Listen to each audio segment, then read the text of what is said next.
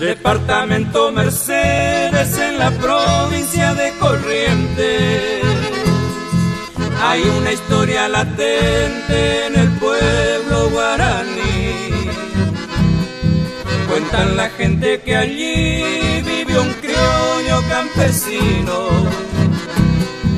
un gaucho bien correntino y se llama Antonio Gil. Lo entraron a perseguir por cuestión de rebeldía. En los montes lo seguían toda la autoridad. Muy astuto y audaz entre la patrulla andaba. Su reliquia lo amparaba, no lo podían hallar.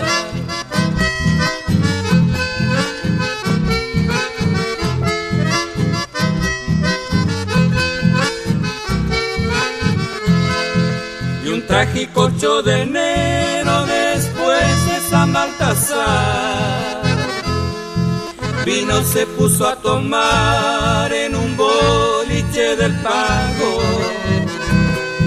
Allí mismo fue rodeado y sin defensa aquel valiente se entregó mansamente al sentirse traicionado.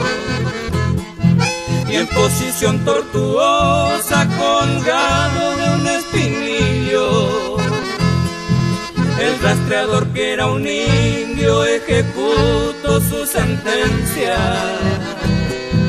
usando el propio facón del gaucho allí vencido, y que él mismo había ofrecido sin implorarle clemencia.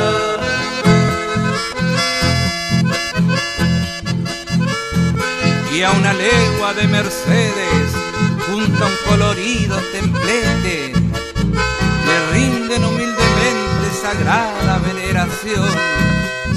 Le ofrendan música y canto con banderas coloradas, la gente de todos lados que van llegando en procesión.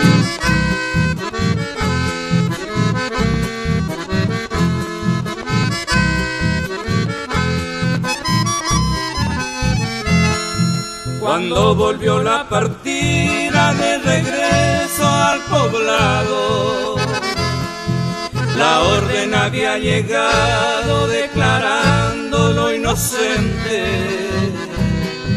Fue así que injustamente cayó en su fatal destino este gaucho correntino muy mentado en Corrientes.